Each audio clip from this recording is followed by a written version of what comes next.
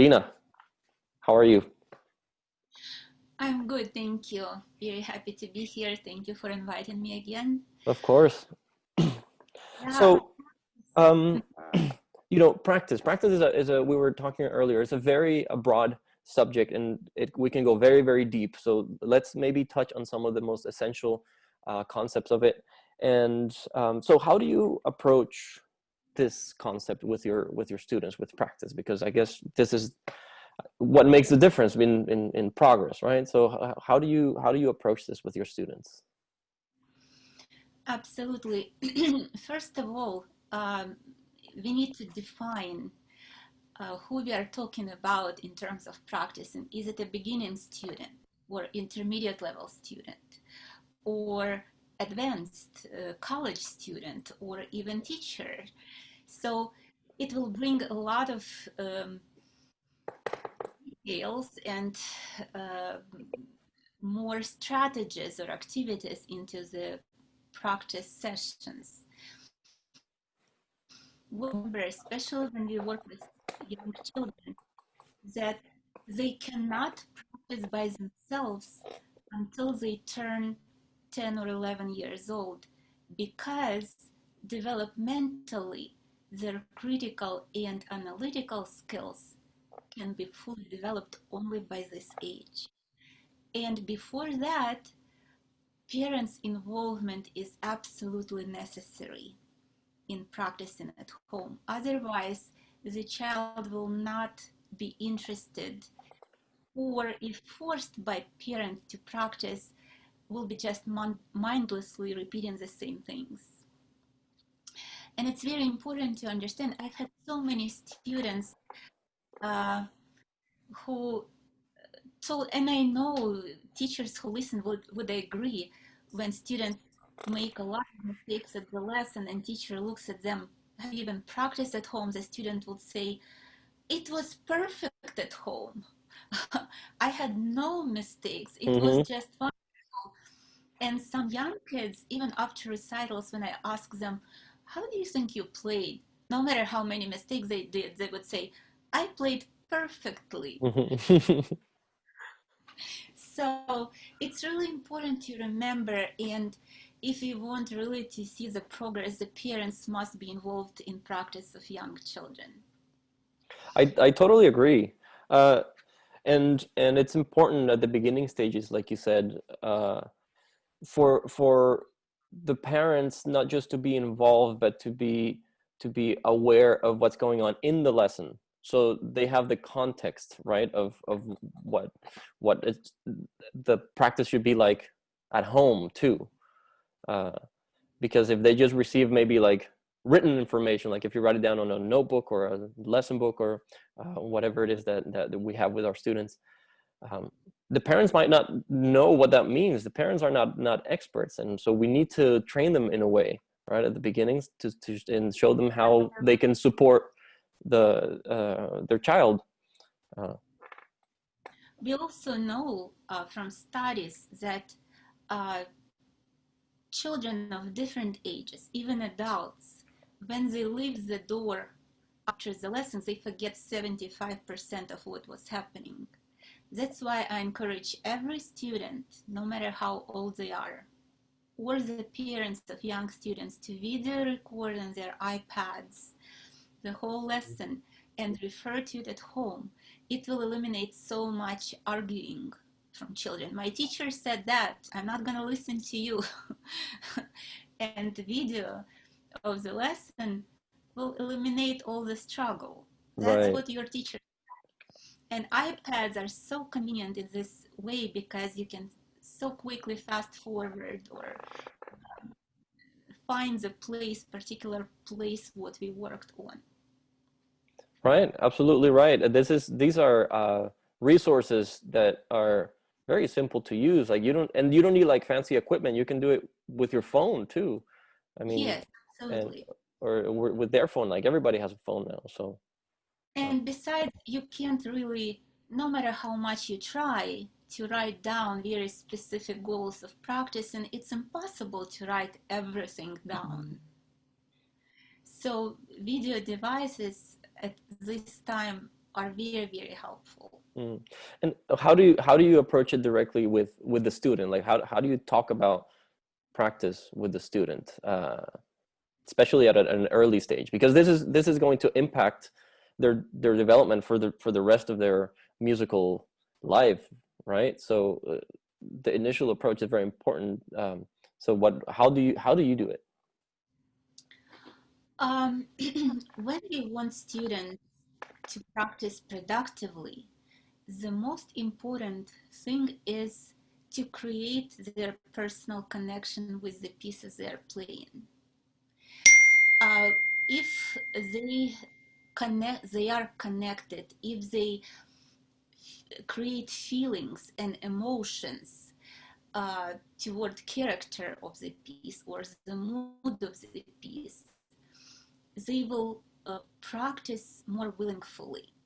They will be able to transform and enjoy the process of playing the pieces instead of just telling student practice it 5 times or practice it until you have no mistakes. This will make practice very boring, repetitive, and most likely they'll just learn their own mistakes. So using imagination, creating stories, asking students how do they feel about certain character or certain section of the piece, what it reminds them from their own life experiences, that what will make them get engaged during practice. As well as we need to teach them to listen to themselves with a lot of ear training exercises or um, listening exercises with composition, improvisation, playing duets. When they learn to listen to themselves, then they learn to analyze and search for a better sound, for a better performance. I really like the book by Boris Berman, Russian pianist, called The Notes from the Pianist's Bench. And he says that the student or pianist has always asked themselves three questions. First is, what do I want to hear from a certain sound or a phrase or a section? The second question is, how do I achieve what I want to hear? And the third question, have I achieved what I wanted to Mm. hear? But to ask these questions, students have to have already very developed musical ear. Otherwise, again, they will like everything, no matter how bad it sounds. So that's what I'm striving to develop in students from the very first lessons, from the primary stages of piano lessons. But again, parents have to be, with young kids, parents are a number one condition for Yes, success. they have to be very hands-on for sure. It's interesting that you mentioned that because for me, especially with the younger students, one of the most important things that I want to develop in them is the self-awareness. Is, you know, uh, so a lot of the times I will explain something, whether it's a concept, and if it's a complex concept, you have to find the right language to do it with them. But then from there, it's about questions. It's about them sort of internalizing the information, and then in a way, like wondering, how this is, and then when it comes out, they have to be conscious about what's going on, right? They have to understand, like, okay, let's for example, in the improvisation, we will not even talk about like harmony or anything. We're talking about just pure emotions, like, is this sad, is this happy, is this angry, is this joyful, is this right? So when they play something, then you just ask them, how was that, what did you want to say, right? So that starts, the brain starts activating in a different way. It's like, okay, now I have to listen to myself, because what I played had a purpose, and now I have to make sure that I fulfill my purpose, right? And that's exactly what Boris Berman is talking about, and many other pianists are recommending this approach. So it is absolutely, I think, essential, and I think everyone should be applying it instead of doing I call it like the monkey see monkey do method. It's like I play this and then you just follow, you know. It's like that's a very incomplete method, I guess, or incomplete way of doing it. It's like, okay, we can do it together, and then we can analyze it, and then you can make the personal connection. And that's why, as teachers, our goal is to equip students with many different ways and strategies of practice. And they kind of need to create a bank of ideas what to do, because their days are different. We all have better days, not as good days.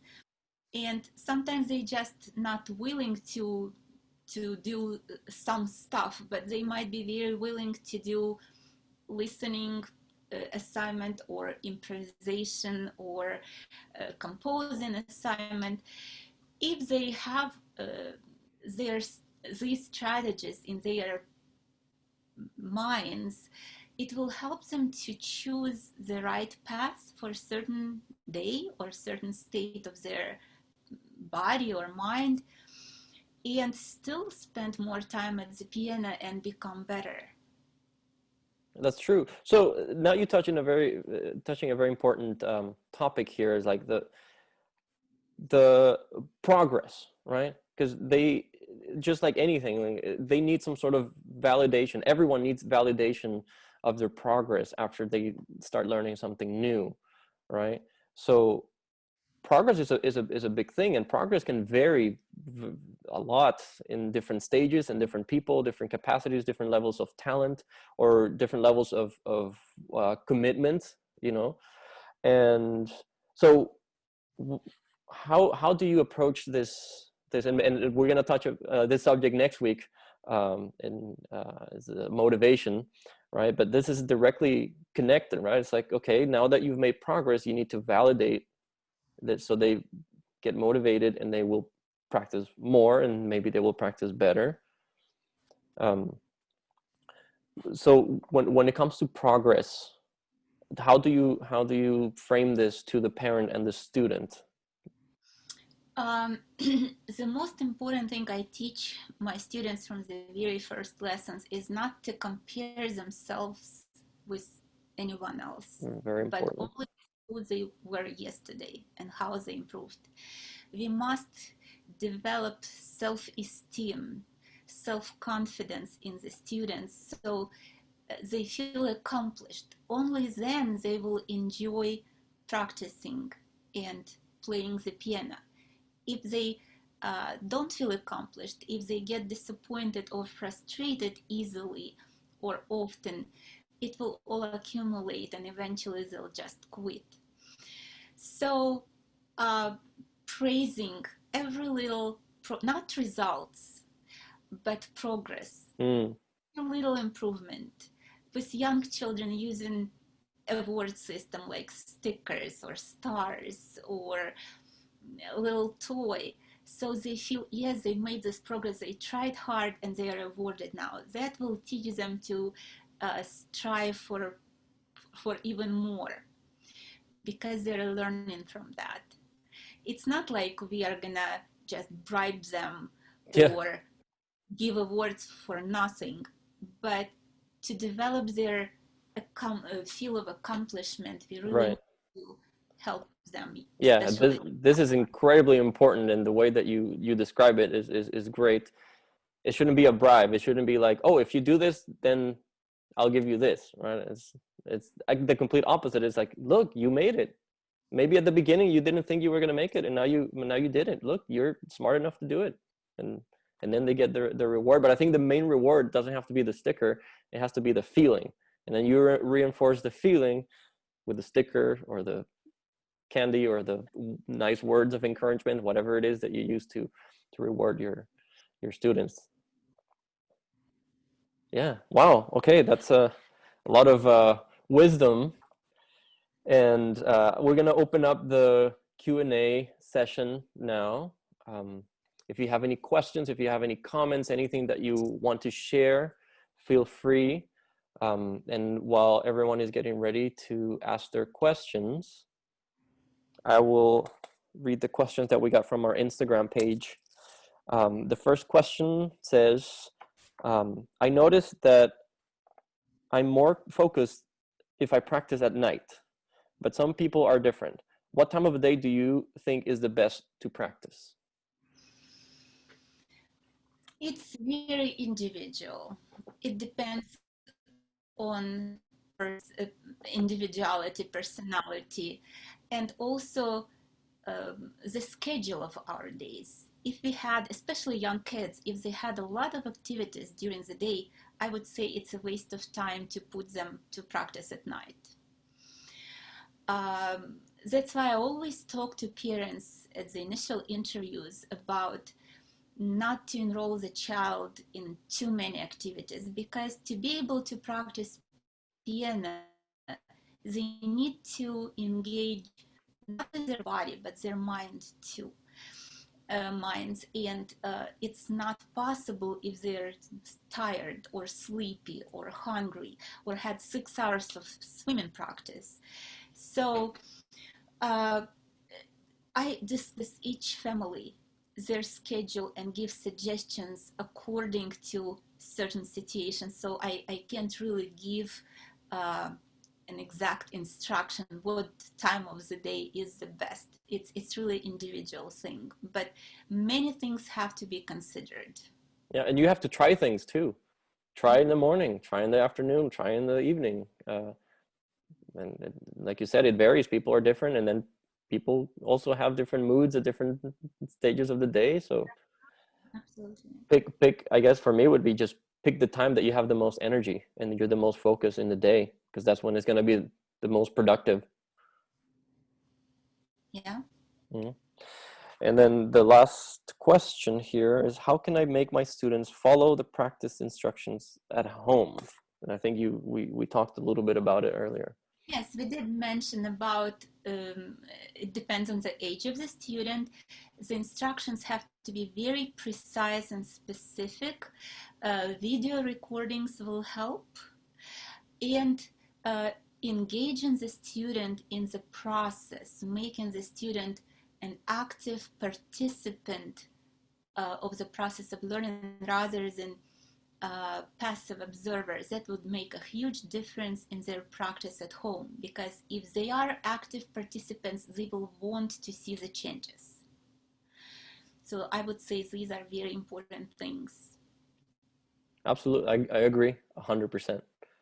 They need to feel like they're the drivers of their own progress, not just doing it because they're being told to do Yes. it. Yeah. All right. If anyone else wants to jump in, ask a question, or participate. We've got a shy audience today. Well, you're more than welcome to connect with either of us, with Irina or myself, through our social media or our websites as well.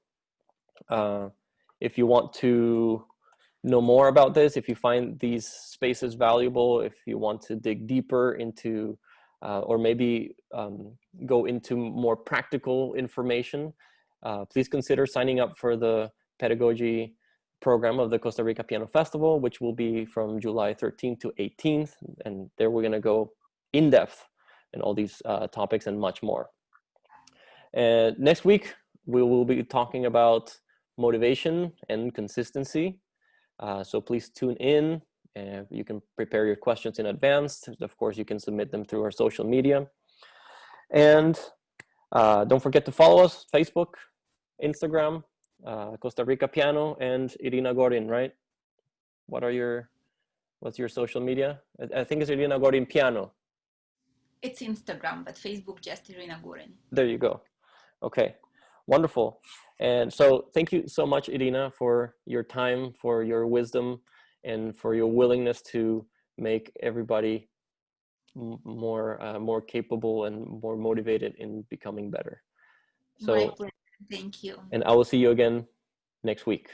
Next Monday. Okay. All right. Thank you, everybody. Have a good one. Okay. Bye bye.